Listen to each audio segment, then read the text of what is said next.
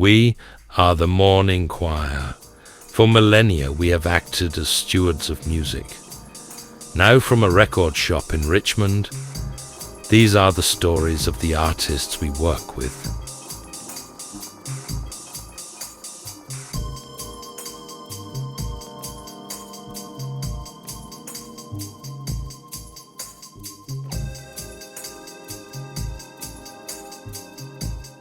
Yo, what's up, everyone? Sans Music 666 reporting live in downtown Richmond, Virginia for Morning Choir.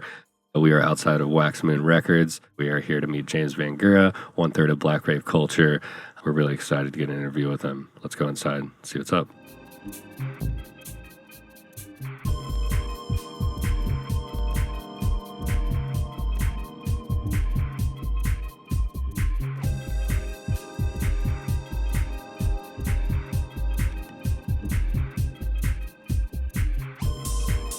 This actually reminds me of some of the record stores I grew up with. Yeah. Because a lot of the older record stores I would go to had these sort of setups. It was kind of like tapes, CDs, vinyl, movies, shirts. So yeah, this is kind of like, it makes me reminisce a little bit. Yeah. Is there anything you looking for when you're digging for records? You just kind of fucking go with the flow. You know, I think that process has changed as I've gotten older. When I was a kid, you know, a lot of it was just discovery.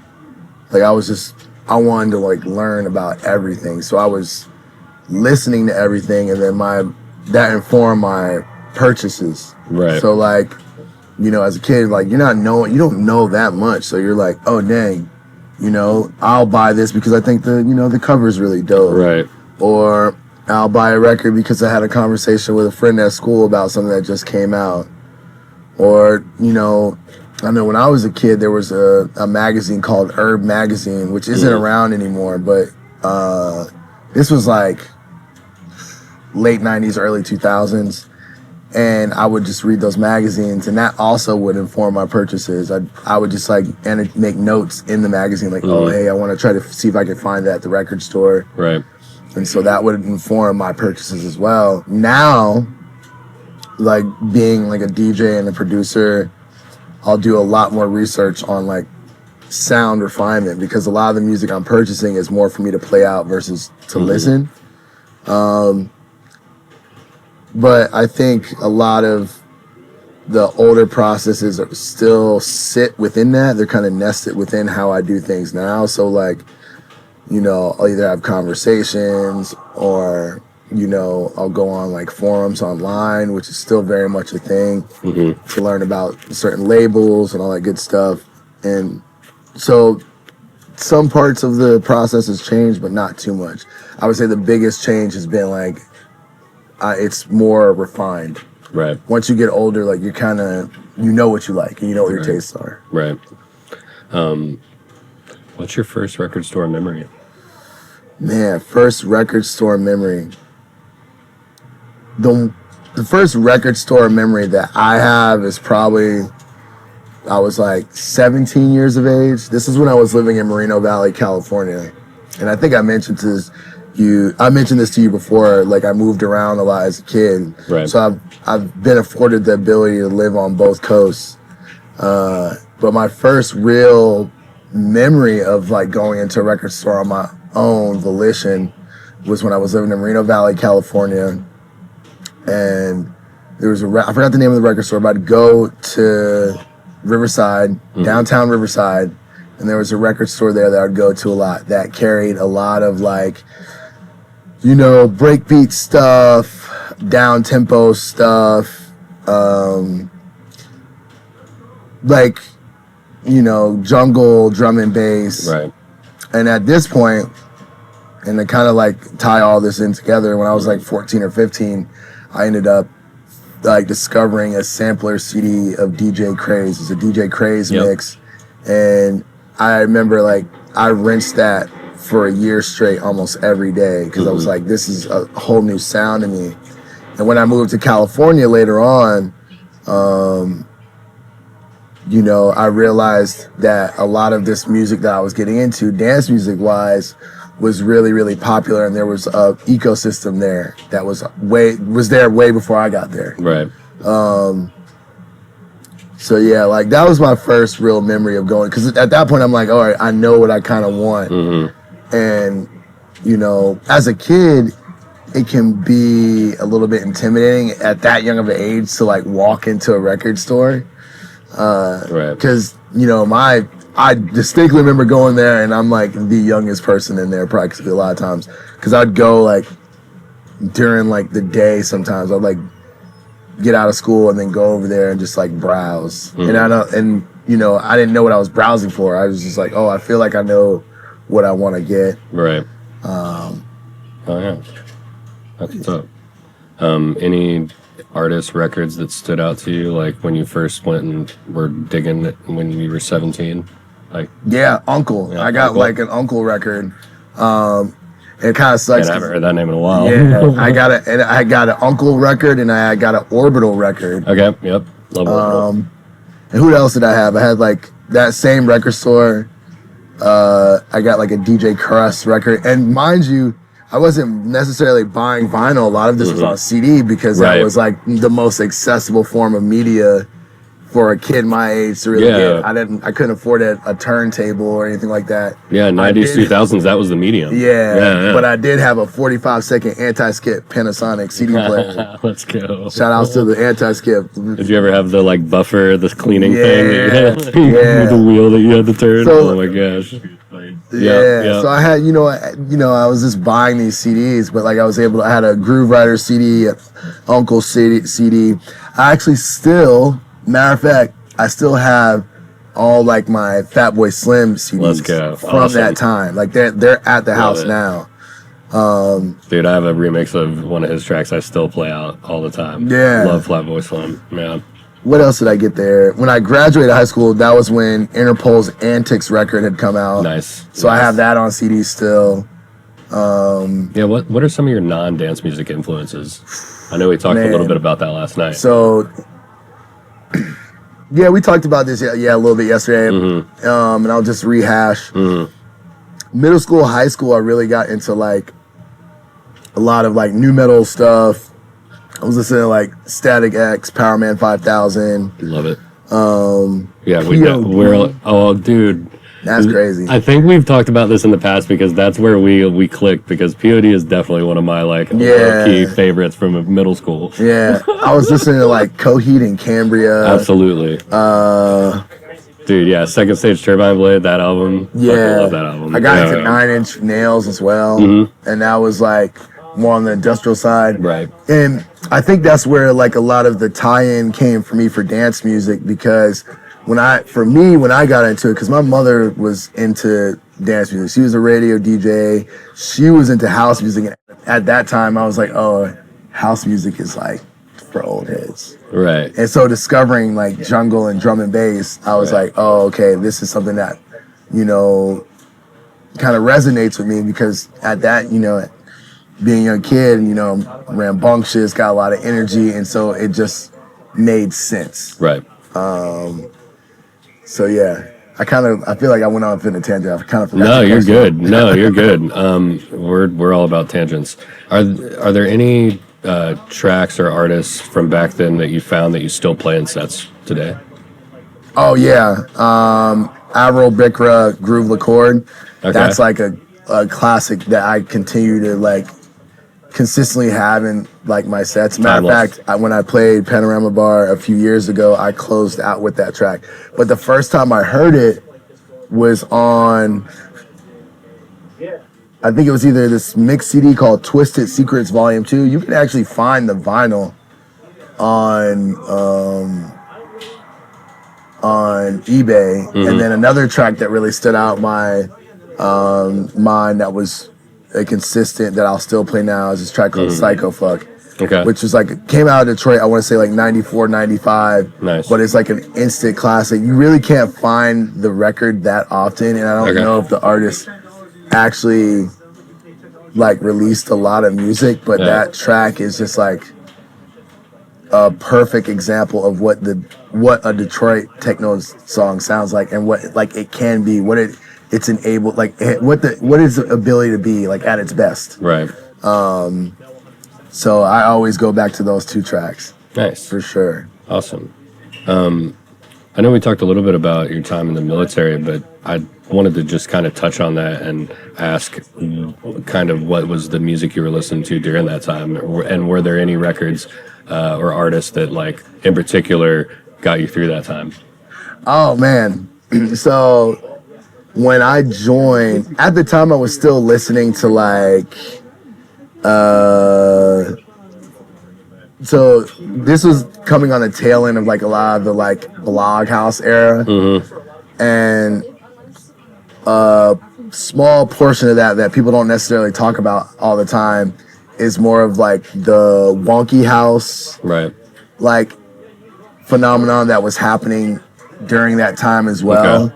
So I'm trying to think of like some of the artists. Yeah, any artists, yeah. There was like an artist named Calvatron. There was like I remember them. Yep. And Calvatron used to make like wonky house, and he went more into like more of the bass. Stuff. Yeah, I was gonna say that's how I know him. Yeah. And then there was this group called Stupid Fresh. Okay. And then there was a group out of Amsterdam. They were out of Amsterdam or Rotterdam called Mighty Fools. Okay. And then there was another one called Deuce Jackers.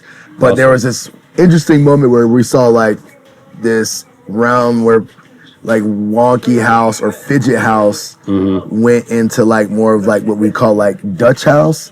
So like the Bart B. Moores, the DJ Chuckies, the Kid Kayos, like all that fed into like other things, which like later on became like, you know, you started seeing more about like the Moombahton movement, which depending on who you ask, like Moombahton, remnants of it originated out of Washington, D.C. Right.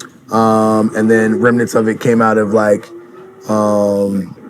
Amsterdam. Like, so Dave Nada, when he was living in D.C., was like really like honing in on that sound. Okay. And then you had DJ Moonchi from the Netherlands that was also honing in on that sound around the same time. But you had like, you literally saw this intense like change in the music very quickly. Interesting. I think a lot of that was at that time, artists were really applying the internet to a lot of how they were informing themselves. Right. So information was moving much quicker. But for the military, like a lot of that was what I was listening to, you know? Cool. Like if I think about it, you wouldn't really think that for, you know, service members. Well, so that's cool. When I deployed, the first time I ever deployed overseas, like I had just bought Skrillex's Scaring Sprite. Yep. That was like 2011 time frame. And you know, it was interesting to see like all these things just happen in a quick time frame, really, really short time. It really frame. did, yeah. But yeah, like a lot of that, you know, when you're, you know, in the military, like it's obviously a different sort of mindset, you know. And I skated as a kid, so like a lot of like my mentality for like a lot of those things, in a weird way, there was like a parallel to it. Like, you know, you kind of like have to not compartmentalize necessarily, but like there you will find yourself in moments where you kind of have to don't overthink it and like just commit to what you're in at that moment. Right. But what I will say, while I was in the military, like early on, a lot of that music is what got me through a lot of things. Matter of fact, and I feel like I've told this story before, like amongst friends, but the reason I even became a music producer was because I missed a lot of the community that I had like fostered while, you know, being in the like dance world as a dancer, being in like the dance world as a promoter, being in the dance world as a DJ early on. That we just had like a large community of friends, you know. And then when that went away, I was like, you know what? I want to try to find that community again, and that's how I ended up learning how to produce and like meeting friends over the internet.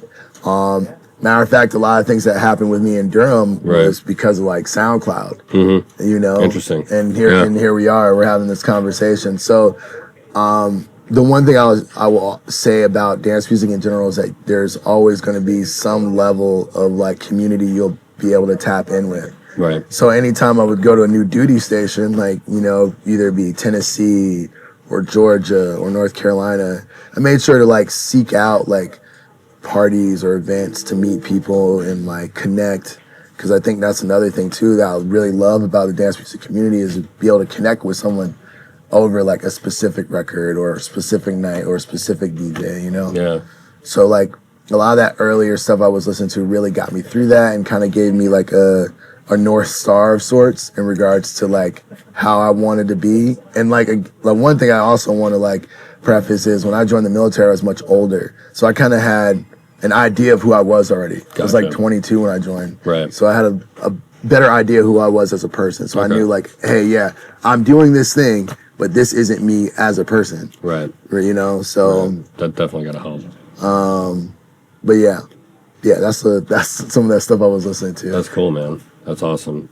It's definitely not what you would think of when you think of somebody like in the military. You're like they're probably listening to like metal or something like that. And like it's cool that people, and, you know. And you definitely, I know that's that. like a generic like you assumption, but and you definitely get that. Like right. there's some level of truth in all stereotypes. Right. But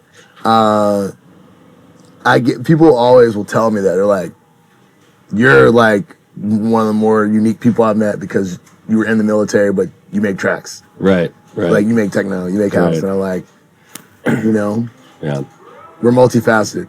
For sure. I love it, man.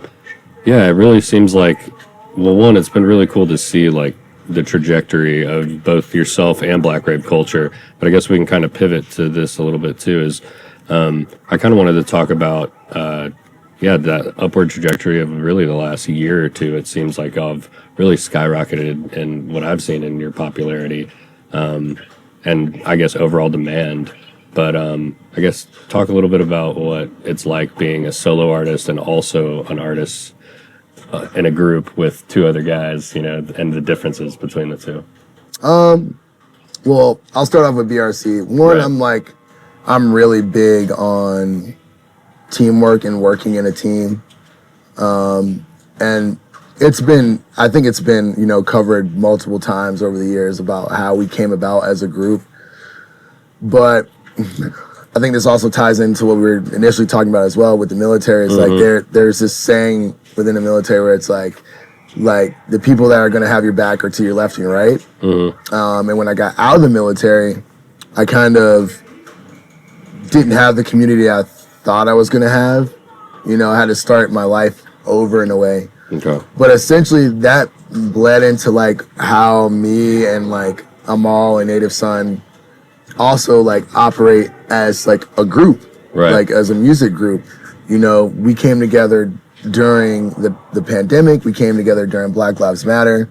And I know for me, and I definitely want to emphasize this, like when that was going on, me as a black man in the United States, like there was a shift, you know, and there is something I do want to address as well, which is like, you definitely do get treated differently, like when you're in uniform versus when you're out of it. For sure. And that was like something I had to like really like sit down with and ruminate on. It's like, okay, like the way you were treated before, like you're not going to get treated like that again. Matter of fact, we're going to treat you how we always treat anyone as black or a person of color.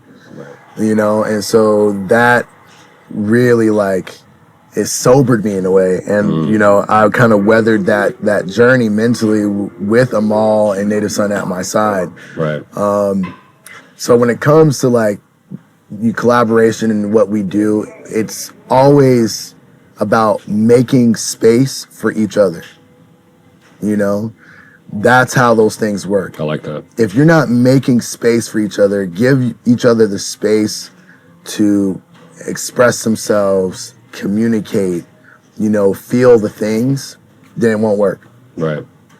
We talk consistently. Like we have too many groups. Yeah, communication's got to be everything, especially when you got three. Yeah, we communicate consistently. And like even about this idea of space, we had an opportunity a few years ago to be hosted by Wajid in Detroit for Underground Music Academy, and we taught a production class on collaboration. Nice. And it was just, the one thing we emphasized is like not to get blinders, like especially with your ideas. Get to a stopping point and then let someone else take a stab at it in regards to like, well, what do you see happening here? And then also not being too precious about ideas. Like when you're not as precious about ideas, that's when the real interesting stuff happens. Because then you're like, a project can pivot in a direction you didn't expect. Right. As a solo artist, it's been an interesting journey because I love to make all sorts of types of dance music because a lot of that is based off of what my interests were either as a kid or now. Right. So, you know, for a lot of my earlier like productions that were coming out on vinyl, it was like more bass heavy, a lot of it breaks, leaning towards jungle and all that sort of thing. But as of late, I've done a lot more like house leaning stuff, more techno leaning stuff, and that's where I'm at now. And what I'll say is this as well is like, I'm hoping there's going to be a shift in regards to how bookings work in regards to artists, because a lot of times you'll get asked the question, well, how do you play? And I think a lot of that is just based off of people are looking at your music output as a producer as well, and they're like, well, does that align with what you're playing? Right. Like you're making bass music, but you're also playing techno.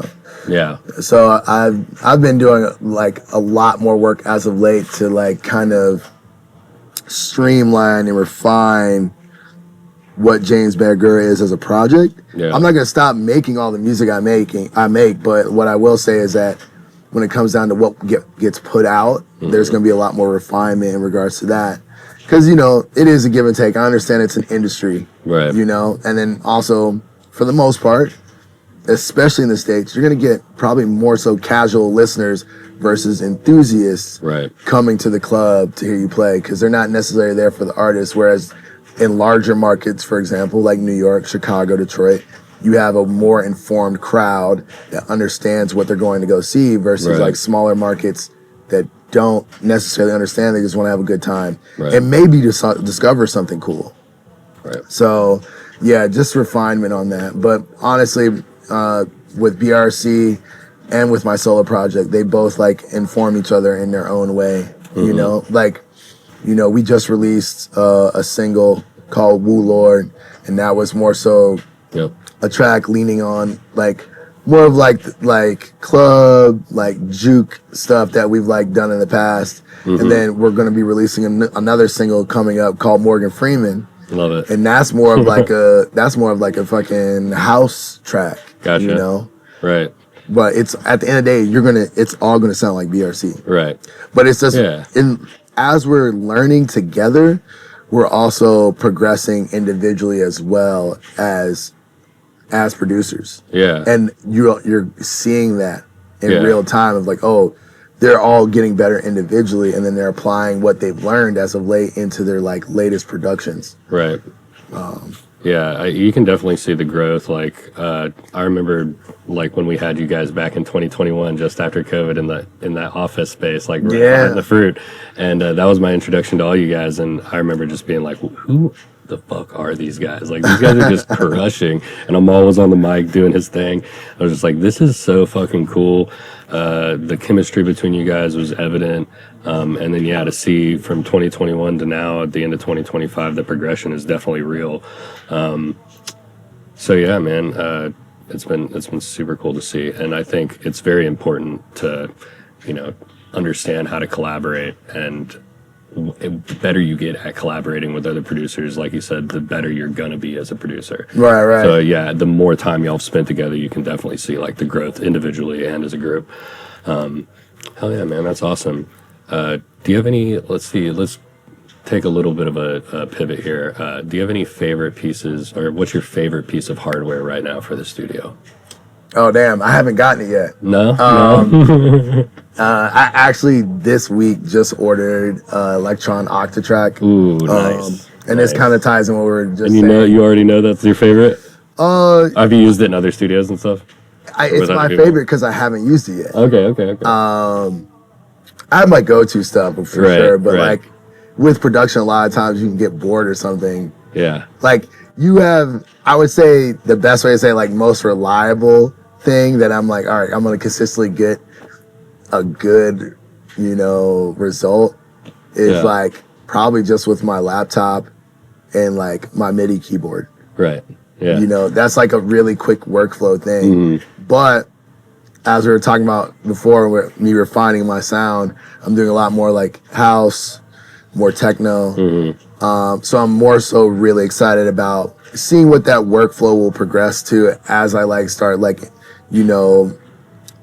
including like the Electron Octatrack into that. Like, am I going to be doing more live takes of like just drum exercises or like just improv stuff that gets like, recorded in one take? Right. Am I going to be chopping that up? That sort of stuff. So I'm really excited about that for sure. And I have like a lot of pieces that have stayed consistently with me because I love the sound.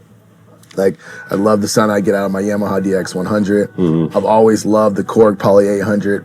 And the reason I even got that synth is because a lot of the earlier, like, Night Slug stuff was getting, like, you heard a lot of the Korg Poly 800. Okay. And then, and I've gone through so many synths over the years. I had a DX7 for a while, got rid of that. I had a Mini Log, got rid of that. So I think every producer's favorite piece of equipment is the equipment they just got. Right. Because they're excited about it. For sure. Like they're like, I'm about to like dig and get in on the weeds on this and see what it does. Right. Awesome, man. So yeah, hopefully the next, I think it's supposed to come in like a week. Because I literally ordered it on like Thursday. That's what's up, dude. That's exciting. Very much, I'm not gonna lie, very much an impulse buy. Because I've been looking at it for like 2 years. And I'm like, man, I'd say the biggest thing that people have always said, like the learning curve on a Octatrack can be kind of intense because it's menu divey. Right. And so you can get lost in it. And like even the people that are like really proficient with it still don't know how to use it to its full capacity. Wow. And it's funny because the guy who originally designed the Octatrack, from what I understand, he never really fully fleshed out how it worked to Electron. So when he left Electron, even Electron doesn't really know how to like dive into it. That's like wild. That. So there's a lot of like community support behind it. And I think, with anything, right? Enough time, enough effort, you'll be able to master something. For sure. Cool, man. I got a couple more questions and then we can kind of wrap this up and look at records and let you go on your way. Let's see. Shit. Now my mind's gone blank. Yeah, so I guess it's been a pretty big year for you guys. Is there a favorite venue y'all played or you played this year specifically? Because I know y'all went a lot of places. I know y'all went to Europe. Man. And plenty of places in the U.S., so. Yeah. Favorite venue. We're narrowing it down to 2025. Okay. Favorite venue. I'm always.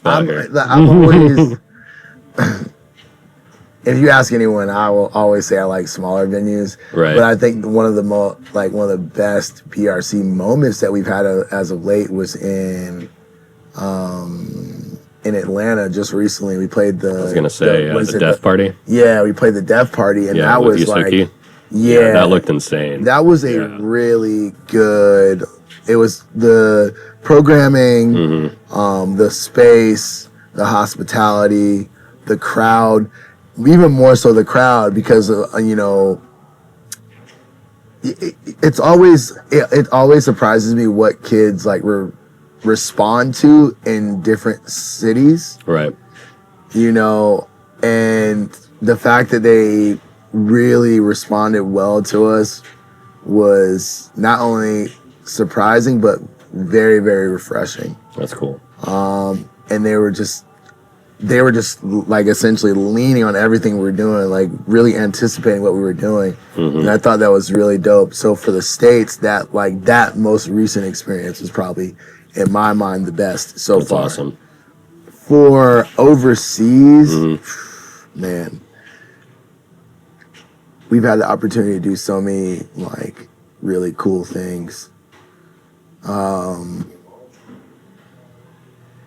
I would go and say like it's a toss-up between two. I would say like Brussels for Duda Festival. That was really, really dope. Shout outs to Lefto for, you know, having us there. Shout out to like Mia Coden and fucking the drum as well. You guys killed that. That was a really cool experience because like that was probably the largest, if not the largest crowd we had like played to. It was like at our stage probably close to 10,000 people, and it's that's kind of like, yeah, that's wild. That's crazy. It's a lot of people. You know, yeah. This is like a project we started in my bedroom, right? And it's like, it's really cool, man. Like to see it go that far. It's awesome. You know, yeah. So that for that, and then for Asia, I mean, I'm gonna answer for Amal and Native on this, but like probably Oil. Okay. Club Oil in China. Okay. Hell yeah. Where in China was that? I think it was in Shenzhen, awesome. Which is a very new city. From what I understand, it's like 40, 50 years old. Oh, wow. Okay. Like it's like more of a tech hub sort of space, but Oil, it was like a really big experience for them. And their feedback, because I didn't get to go with them on this trip, but their feedback response was like, the kids in China like are real, like they have a lot of energy, like a lot of energy. So they were just really, really about it. That's awesome, man. So yeah, that's super cool. Those experiences as of late. So we'll see. Well, I'm excited. We're ramping up for our next tour coming up. So we're gonna try to do a full-on Europe, Asia, Australia tour. Yeah, you're kind of segueing right into what's next for you and BRC. I know you talked about an EP is coming up. Yeah, so we have an EP coming out with K7. We're finalizing the tracks now, and that should be coming out beginning of the year. And then we're also going to be doing another album. And then for myself, I have a couple things coming out. I'm going to keep that under wraps, but you will see a lot more James Bangura material. Yeah. I may have heard something last night. It's very exciting. So yeah, I'm excited. I'm excited. I'm refreshed. I'm also like creatively revived. Like looking forward to it. That's what's up. Anybody you want to shout out? I know we talked about some Baltimore artists last night. Oh yes. You want to put on? I gotta put Baltimore on right now because you guys are doing the Lord's work. That's what's up. Shout outs to Jai Lang. You know, that's like my little sis right there. You've been fucking crushing it. Oh yeah. Calvo, of course, purveyor of like what Baltimore club like is sounding like right now, like in regards to just freshness. Also shouts out to Cade Young, comes from a long lineage of creatives, and he's also doing his thing. And last but not least, the homie S Dot. S Dot, like by far, is one of the more prolific artists I've had the opportunity to sit down in the studio with, break bread, share ideas. These are all really talented young individuals that are doing the work in the city. That's awesome. You know, like, and that to me is like the most important. So I want to shout those guys out for sure. That's what's up. Awesome, dude. The last thing I'll ask you, we ask everybody this. So have you seen that Subway hot takes thing? Oh yeah. So do you have any rave hot takes? Hot takes specifically for the rave. Man. That you want to give to the people. Oh yeah, 100%. I need y'all. I don't care that you don't like. Let's go. I don't care that you don't like aluminum. I need y'all motherfuckers to wear deodorant. Hands down, y'all be smelling crazy, like crazy, bro. Especially at the end of the night when they're probably trying to get. Oh man, that's so bro. Natural deodorant, my ass. You are wearing aluminum-based shit. I need that shit to clog your pores because, like, no, there have been some times where it's been demonic. I love it. Absolutely. Oh my god, don't love it, but yeah, that was great. Man, for sure. That's my hot take. I don't care what anybody says on that. That's a good hot take. Yeah, y'all be so wild. And don't say that's your natural pheromones. And if it is, man, you gotta work on your diet. Oh yeah, man. Like 2 weeks. Right. Yeah. Oh my gosh, dude. Yeah, that's my hot take. That's what's up, dude. Damn, I said that with so much gusto. You did. That was perfect. That's gonna be a good moment there. You could tell I've thought about that a lot. I already know what I'm gonna clip up. Well, awesome, dude. Thanks so much for spending time with us. It's been Appreciate really awesome. you. Loso last night was the shit. Your set was awesome. Yeah, thank you, brother. And yeah, excited to continue to watch you and see you grow and do more awesome shit. So, Hell yeah. All right, y'all. Peace. later. Awesome, dude. That was sick. Yeah. Yeah.